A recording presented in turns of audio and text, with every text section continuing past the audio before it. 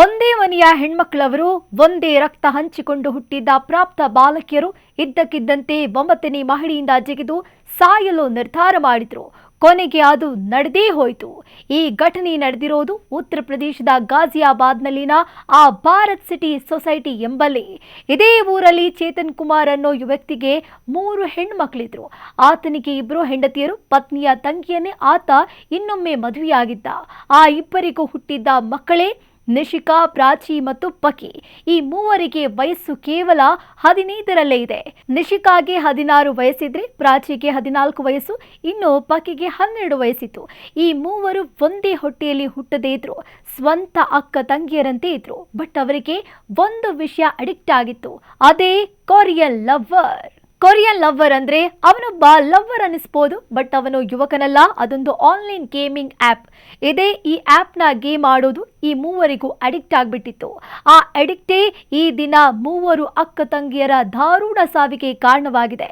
ಕೊರಿಯನ್ನ online love game ಒಂದು ರೀತಿ ಮಾನಸಿಕವಾಗಿ ದೈಹಿಕವಾಗಿಯೂ ಕನೆಕ್ಟ್ ಮಾಡೋ ಗೇಮ್.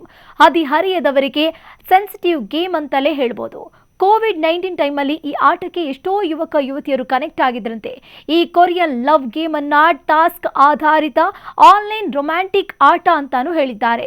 ಇದರಲ್ಲೇ ಅರ್ಥವಾಗುತ್ತೆ ಈ ಆಟದ ತೀವ್ರತೆ ಯಾವ ಮಟ್ಟಿಗೆ ಇರುತ್ತೆ ಅಂತ. ಈ ಕೊರಿಯನ್ ಲವ್ವರ್ ಅನ್ನೋ ಲವ್ ಗೇಮ್ಗೆ 12ರಿಂದ 18 ವಯಸ್ಸಿನ ಯುವಕ ಯುವತಿಯರನ್ನೇ ಟಾರ್ಗೆಟ್ ಮಾಡಲಾಗಿರುತ್ತೆ. ಮೊದಲು ಎಂಟರ್ಟೈನ್ಮೆಂಟ್ ನಂತೆ ಕಾಣಿಸುವ ಈ ಗೇಮ್ ಮುಂದೆ ಸ್ಲೋ ಆಗಿ ವಾಟ್ಸಪ್ ರೀತಿಯೇ ಚಾಟಿಂಗ್ಗಳು, ಫೋಟೋಸ್ ಶೇರಿಂಗ್ಗಳು ಶುರುವಾಗ್ತವೆ.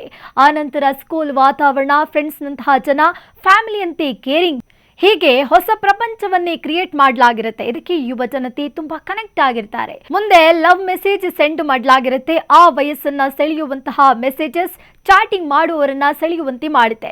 ಇನ್ನು ಫ್ರೆಂಡ್ ನಂತೆ, ಲವರ್ ನಂತೆ ಕನೆಕ್ಟ್ ಆಗಿರೋರಿಗೆ ಬಾಡಿ ಪಾರ್ಟ್ನರ್ ಆಗಿ ಆಫರ್ ಬರುತ್ತೆ. ಅಲ್ಲೇ ಯುವಕರು ಯುವತಿಯರು ದಾರಿ ತಪ್ಪಿ ಬಿಡ್ತಾರೆ, ಎಮೋಷನಲಿ ಕನೆಕ್ಟ್ ಆಗಿಬಿಡ್ತಾರೆ. ಇನ್ನು ಈ ಗೇಮ್ನಲ್ಲಿ 50 ಟಾಸ್ಕ್ಗಳಿರ್ತವೆ. ಈ ವೇಳೆಗಾಗಿ ಗೇಮ್ ಆಡುವವರು ಅವರ ಕಂಟ್ರೋಲ್ನಲ್ಲಿ ಇರಲ್ಲ, ಕಂಪ್ಲೀಟ್ ಆಗಿ ಕೊರಿಯನ್ ಲವ್ವರ್ ಕೈಯಲ್ಲಿರ್ತಾರೆ. ಆಟ ಆಡುವವರ ಮನಸ್ಥಿತಿಯೇ ಬದಲಾಗಿ ಬಿಡುತ್ತೆ.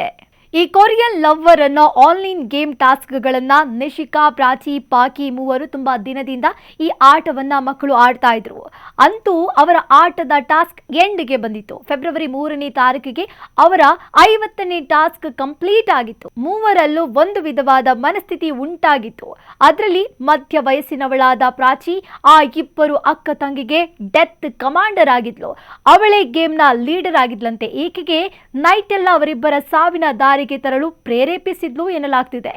ಫೆಬ್ರವರಿ 4ನೇ ತಾರೀಕು ಬೆಳಗಿನ ಜಾವ 2:30 ಗಂಟೆ ಸಮಯಕ್ಕೆ ಆ ಮೂವರು ಅಕ್ಕ ತಂಗಿ ಅವರಿದ್ದ ಮನೆಯ 9ನೇ ಮಹಡಿ ಏರಿದ್ರು. ಅಷ್ಟು ಮೇಲೆ ಹೋಗೋಕೆ ಅವರು ಏಣಿಯನ್ನ ಬಳಸಿದ್ರು ಎನ್ನಲಾಗ್ತಿದೆ. ಅಷ್ಟು ಬೆಳಗ್ಗೆಯೇ ಆ ಮೂವರು 3ನೇ ಫ್ಲೋರ್ನಿಂದ ಜಿಗಿದು ಜೀವ ಬಿಟ್ಟಿದ್ದಾರೆ.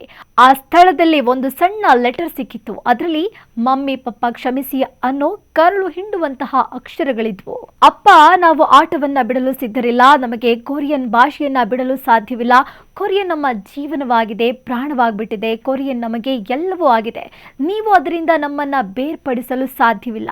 ನಾವು ನಮ್ಮ ಜೀವನವನ್ನ ಇಲ್ಲಿಗೆ ಮುಗಿಸ್ತಿದ್ದೀವಿ ಅಂತ ಬರೆದಿದ್ದಾರೆ. ಕೈನಲ್ಲಿ ಮೊಬೈಲ್ ಇದ್ರೆ ಇಡೀ ಜಗತ್ತೇ ನಮ್ಮ ಕೈನಲ್ಲಿದ್ದಂತೆ ನಿಜ. ಹಾಗೆ ಸಾವು ಬದುಕು ಸಹ ಮೊಬೈಲ್ಗೆ ಕೊಟ್ಟು ಬಿಟ್ರೆ ಬದುಕಿಗೆ ಇನ್ನೆಲ್ಲಿ ಬದುಕಿರುತ್ತೆ. ಮಕ್ಕಳಿಗೆ ಬದುಕುವ ದಿಕ್ಕು ತಿಳಿಸೋದು, ಅವರ ಭವಿಷ್ಯಕ್ಕೆ ಭದ್ರ ಬುನಾದಿ ಹಾಕೋದು ಪೋಷಕರ ಕರ್ತವ್ಯ. ಮಕ್ಕಳ ಬಗ್ಗೆ ಕಾಳಜಿ ಇದ್ರೆ, ಅವರ ಚಲನವಲನದ ಮೇಲೆ ಗಮನ ಇದ್ರೆ ಇಂತಹ ದುರಂತಗಳನ್ನ ತಡೆಯೋಕೆ ಸಾಧ್ಯವಿದೆ.